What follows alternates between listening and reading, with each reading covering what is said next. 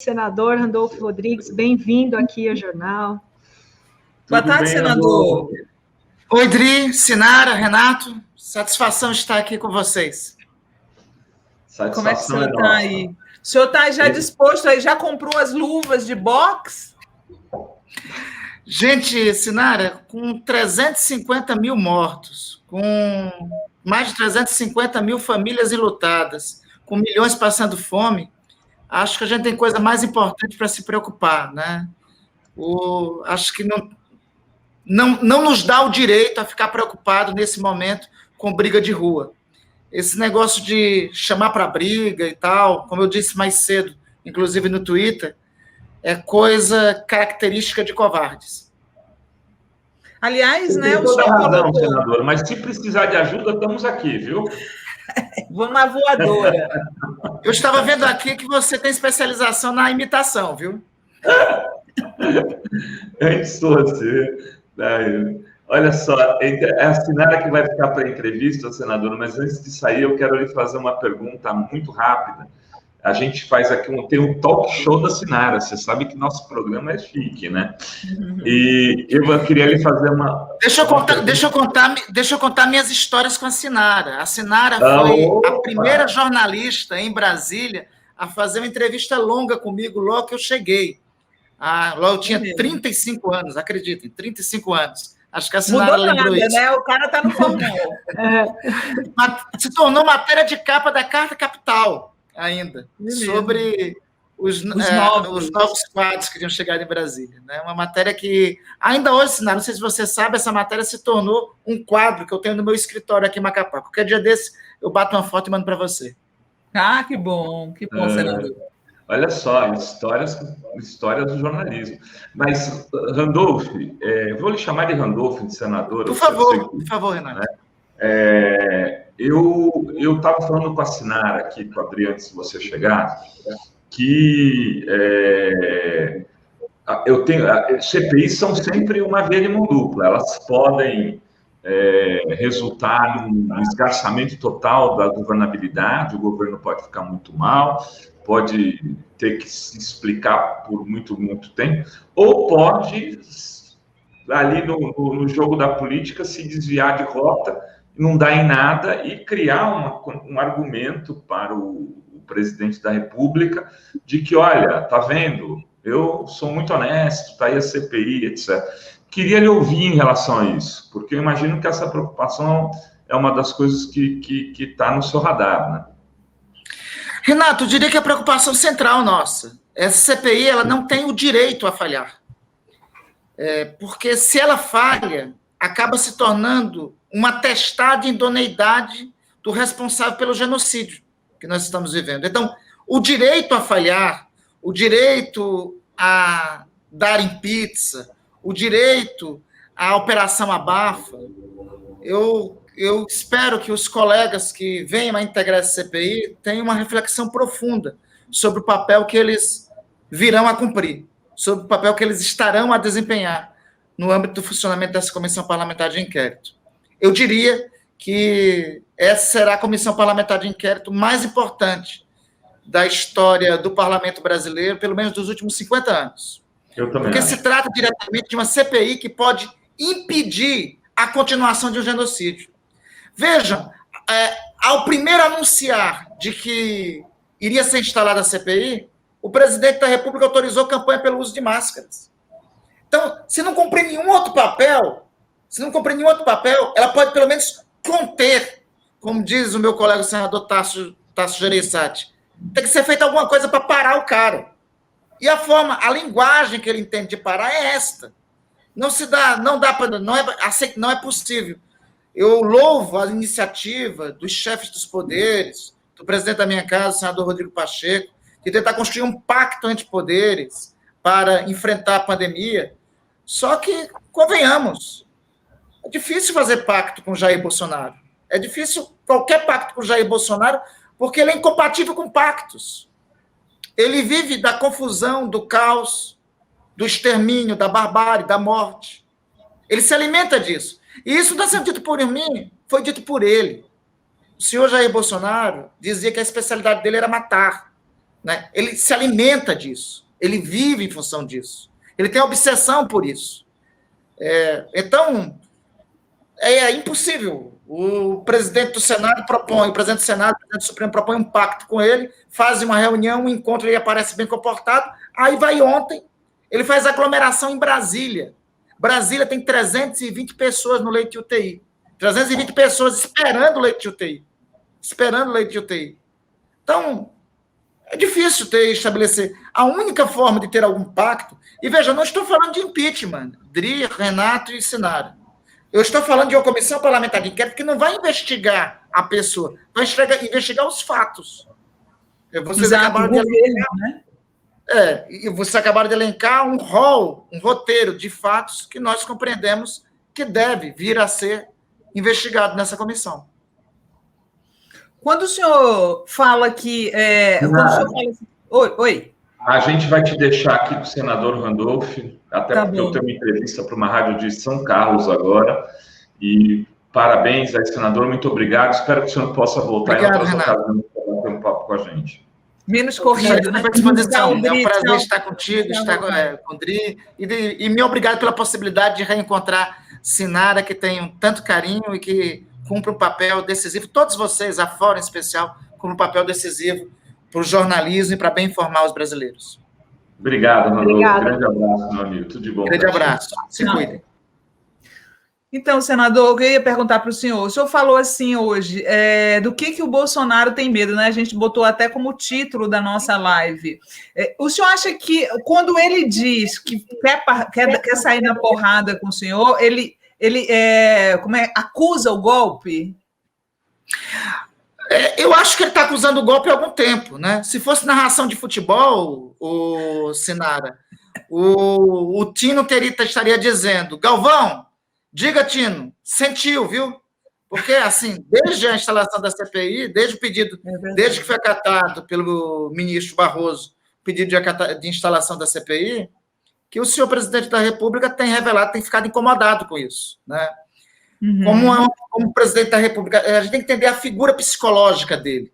Como ele é uma figura ególatra, né, afeito ao autoritarismo, não incompatível com a divergência, quando ele é emparedado, ele é acuado, ele reage como tem reagido. Por isso eu defendo que a CPI é, sobretudo, Sinara, uma medida sanitária, porque é uma medida que pode conter os disparates dele e pode, quem sabe, fazer com que a gente salve quantas vidas, né?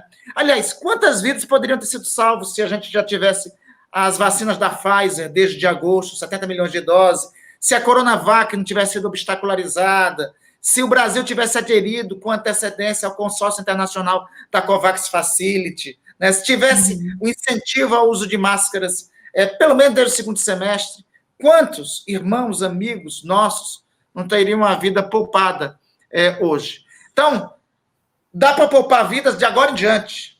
A CPI é, antes de tudo, a esta altura, uma medida sanitária, né? Então, a reação dele, a reação despropositada, nós não podemos tratá-la, temos que tratá-la como uma medida dispersiva. Nós temos que ter foco no que nós queremos. Qual é o foco? Instalar a CPI fazer bom trabalho, a CPI fazer bom serviço e chegar a conclusões sobre os fatos que estão elencados e devem ser elementos da investigação dela. A Liane Marisa está comentando aqui para o senhor. Eu estava comentando que muita gente apareceu aqui na live para lhe atacar, né? Uma coisa assim que parece coordenada. E ela falou: o gado sabe que o questionamento vai dar respostas que eles preferem esconder. Por isso, a bronca com o Randolph. E tem outro superchat aqui do Leonardo Reis. Ai, meu Deus, passou rápido aqui, eu já perdi.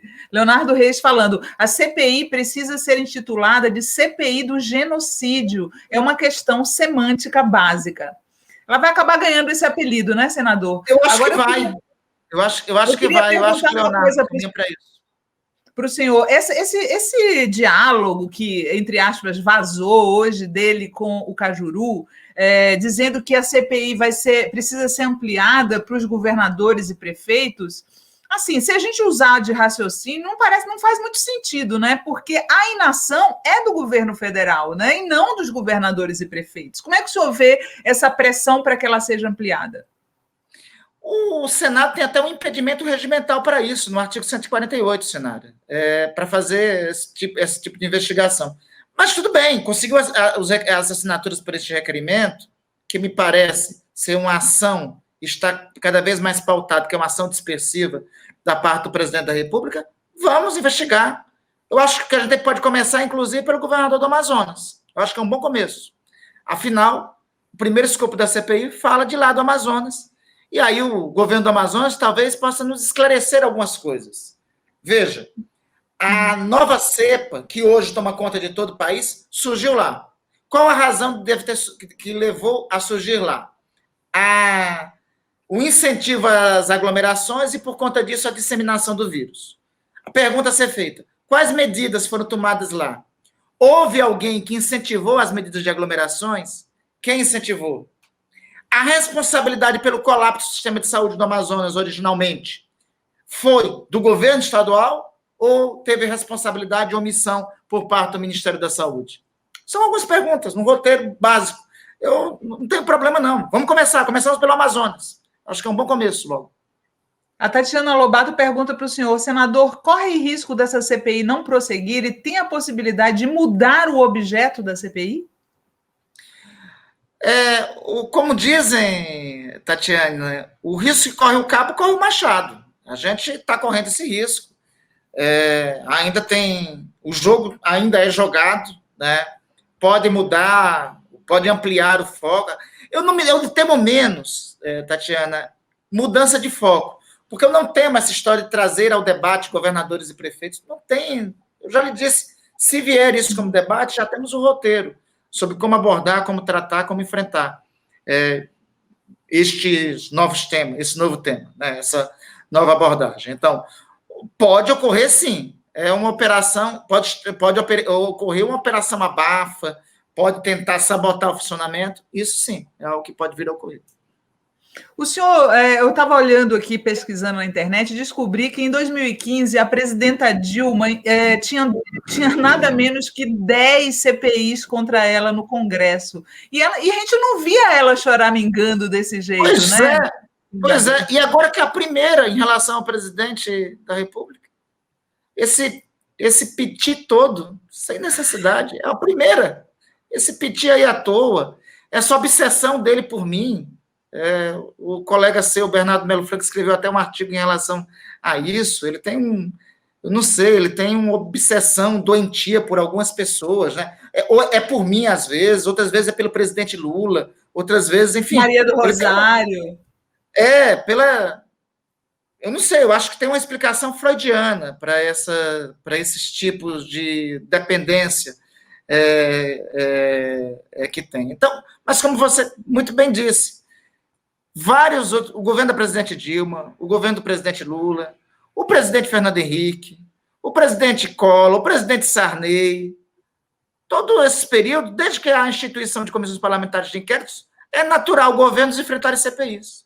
Nem por isso o mundo cai, nem por isso os governos saem do foco do que tem que enfrentar. O que eu acho mais engraçado é que desses todos que o senhor citou, quem ficava contando vantagem de ser valentão, né, de não ter medo de nada, era o Bolsonaro, né? E aí agora, por causa de uma CPIzinha de nada, ele já está ameaçando dar porrada nos outros? Que coisa! Pois é só uma CPIzinha, não vai ter problema algum, não tem por que ele ficar tão assustado, ele ficar tão alterado, tão preocupado, ficar ligando para senadores no domingo. Gente, Sinara, eu espero do presidente da República, eu esperava que no sábado ou no domingo o presidente da República tivesse, era ligando para o seu ministro da Saúde e perguntando o seguinte: o que é que nós podemos fazer nessa semana para diminuir o número de mortos? Ligando para o seu ministro da Economia e dizendo o seguinte: meu irmão Paulo Guedes, olha aí, o que é preciso ser feito para botar pão na comida, pão no prato dos brasileiros, para aumentar a comida dos brasileiros. Paulo Guedes, o que precisa ser feito para a gente baixar o preço do gás, que está 110, vai 105, 110 reais O tal do auxílio emergencial dele de 150 já virou Vale Gás, né? Com o valor que está. Então, o que eu imaginava, eu esperaria do presidente da República, era, ao invés de ele ficar ligando para senadores, achincalhando o ministro dos Supremos, atacando outros senadores, era trabalhar, era pegar no serviço. O presidente tem que se preocupar um pouco, tem que parar com essa obsessão dele com algumas pessoas e pegar no serviço e começar a trabalhar. Ele fica arranjando desculpas para a ausência de compromisso dele com o trabalho. Senador, sobre o áudio com o Cajuru, um presidente da República pode ameaçar um ministro do Supremo dessa maneira? Não é uma interferência indevida em outro poder? Sinara, ali tem pelo menos mais uns 3 crimes de responsabilidade, vice. Já dá para a gente protocolar o 110º pedido de impeachment. Olha aí a conta. Você não percam a conta, vice. 110º.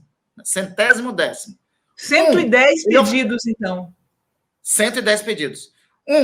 Ele feriu o artigo 60 da Lei 1052, que estabelece que é crime de responsabilidade atentar contra os poderes constituídos, notadamente contra o livre exercício do Poder Judiciário.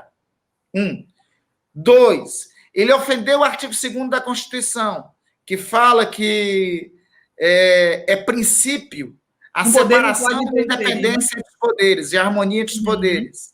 Sim. 3, ele ofendeu a lei 1052 sobre crime de responsabilidade quando faltou com decoro devido em relação a membros de outros poderes. Então já tem 3, só nessa gravação já pontuei para você 3 crimes de responsabilidade. São 109 pedidos, são 110, então já dá para fazer 3 de uma só vez, para logo totalizar 113. Mas não pedalou, né? Olha só, o Denilson Feitosa... Olha, quem sabe agora vai chegar perto, porque se ele sancionar o orçamento como está, não é uma pedalada, é um passeio ciclístico completo. O orçamento que está, se ele sancionar do jeito que veio do Congresso, ali não é mais pedalada, não, é passeio ciclístico. É um passeio ciclístico. É o Tour de France. O Denilson Feitosa Sancho pergunta para o senhor, Randolph, você pode pedir para ser presidente da CPI e incentivar o Fabiano Contarato para ser relator? Pois somente assim com vocês teremos seriedade. Olha a expectativa aí do nosso seria o ideal, principalmente ter a companhia de Fabiano. Mas, lamentavelmente, o nosso bloco parlamentar, nós temos 2 blocos parlamentares da oposição, o nosso e o bloco dirigido pelo PT. Então, os 2 blocos juntos, cada um só vai ter direito a uma indicação e um suplente de cada. Então, nós teríamos 2 efetivos e 2 suplentes, né? A tradição indica que o primeiro signatário de uma CPI sempre ou torna-se relator ou torna-se presidente. De boa memória, você Senara, lembra que logo que eu cheguei no Senado, eu propus a CPI do ECAD e me tornei presidente da CPI do ECAD, porque a tradição sempre aponta isso. Mas, se a tradição for cumprida, eu virei a ocupar um desses postos. Não sendo cumprida, não tem problema. Eu vou estar lá na comissão para trabalhar. Senador, uma última pergunta aqui, que eu sei que o senhor já vai entrar em outras entrevistas em seguida. Não é a primeira vez, aliás, lembrando que em 2013, a gente estava lembrando aqui, o então deputado Jair Bolsonaro foi para cima do senador, tentando bater nele, né? Até o agrediu fisicamente, né? O senhor vai contratar algum tipo de segurança? Como é que vai ser isso? Não, Sinara, vou continuar andando... O senhor fez alguma queixa, né? Porque cabe queixa também à polícia no caso de ameaça, né? Cabe. Sinara, já me aconselharam a isso, mas eu vou te confessar, eu não tive nem tempo disso. Porque tem tanta coisa, gente. Eu estou desde o agravamento da pandemia, eu vim aqui para o Amapá.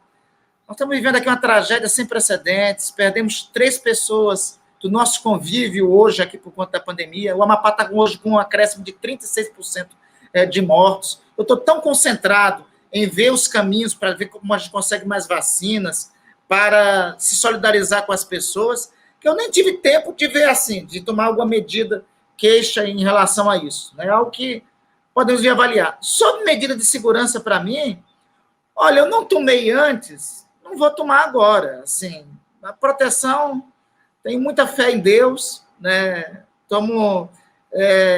Nunca tive segurança. Já fui secretário de juventude do governo do Capiberibe, já fui deputado estadual. Quando deputado estadual, denunciei esquemas de corrupção e narcotráfico. Até já relatei isso naquela entrevista célebre que você fez à Carta Capital. Fui ameaçado, nem por isso andei com escolta. Desde o começo do governo Bolsonaro também. Enfim, acho que não tem nenhum tipo de medida de providência. Os meus roteiros são todos conhecidos. Ando tranquilamente pelas ruas da minha capital, da capital do meu estado, de Macapá, e pelas ruas das cidades do meu estado. Saio daqui, vou para Brasília. Então, meus roteiros são total e amplamente conhecidos e não me preocupo em tomar nenhuma medida de segurança. Eu acho que quem tem consciência tranquila já tem a sua consciência com maior segurança sobre seus fatos, sobre seus atos. Senador, uma última pergunta. O senhor acha que desses fatos que o senhor elencou, desses 14 fatos, qual o senhor diria que é o mais grave? Porque a gente fica com a suspeita dessa história da cloroquina de estar rolando dinheiro por trás disso, né? Por que ele insiste tanto se não for por dinheiro? Olha, a concorrência é difícil. Esse da cloroquina que você fala é um destes, né? E por isso precisa de uma CPI para investigar. Mas outros também estão aí inclusos. Como eu já comecei falando para você, se nós tivéssemos a vacina da Pfizer, eram 70 milhões de doses. Então, imagine, nós poderíamos ter em fevereiro já 70 milhões de brasileiros imunizados. Se ele não tivesse sabotado a Coronavac, talvez ele tivesse já a Coronavac em dezembro, né? Ou quantos outros milhões de brasileiros já teriam? Então, essa questão da vacina, para mim, é uma questão muito sensível, né? Deve se apurar, porque afeta nós. Eu vou dar um exemplo concreto, Sinara. Hoje, nós perdemos aqui no Amapá um artista, um cantor local chamado Ivo Canuti, né? O Ivo Canuti, pelas circunstâncias dele, se a gente tivesse começado a vacina em dezembro, talvez ele já tivesse sido vacinado. E ele não teria morrido no dia de hoje. Semana passada, nós vimos um depoimento dramático de padre Fábio de Mello, falando da morte da mãe dele, que comoveu todos nós. E ele dizendo, olha, faltaram 4 dias para minha mãe ser vacinada. Se ele tivesse começado a vacinação em dezembro, ou em janeiro que fosse, a mãe dele estaria sendo vacinada. Estou dando 2 exemplos, e desses vocês reproduzam por quantos vocês quiserem, para vocês verem quantos brasileiros, irmãos nossos, poderiam ter tido a vida salva. Tá bom, senador. Deixa eu só dizer aqui que a Eliane Marisa está dizendo parabéns por sua postura, senador, mas, por favor, proteja-se. Precisamos de gente como você. Obrigadão, senador. Obrigado, e volte com mais tempo, viu? Estou às ordens, Sinara. Sempre é muito bom. E você se cuide aí, viu? Você se cuide. Eu estou trancada aqui nesse ambiente. Pronto, se cuide. Isso tudo vai passar, vai ter um tempo que vai passar. Não há mal, não há nenhum mal que dure para sempre.